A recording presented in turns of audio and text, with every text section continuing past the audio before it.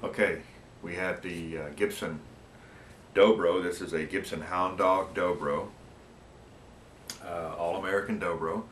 The Dobro instrument was invented by, the name Dobro comes from Dopiero brothers, which were a couple of guys from Eastern Europe back in the 20s that invented a mechanical amplification means for acoustic instruments. It was because the jazz bands at the time had a lot of horns and strings and things, and they were very loud, and guitars were drowned out a little bit, so they had this resonator guitar invention that those guys did and became known as a Dobro, and of course Gibson owns that name now. This instrument, of course, has the spider resonator plate on it, but it is very nicely, highly figured mahogany instrument, very nice, has the multiple sound holes coming out of the front.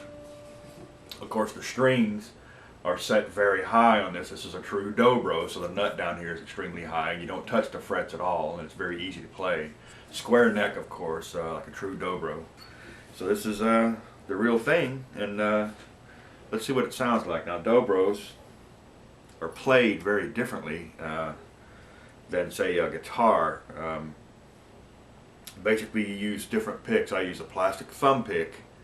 Some guys use the metal thumb picks, but then you have the metal finger picks, which you can use 2 or 3, and these metal finger picks are basically worn inverted so that it look like cat's claws, kind of, and you've got this sort of 3-finger, maybe sometimes some guys use 4 to use almost a banjo style of picking, finger picking. Then of course you got the bar, which is the slide bar, and there are many different shapes and many different materials and different sizes for this. This happens to be a sort of a lead version, a speed version. And so the Dobro is tuned a little differently in an open tuning.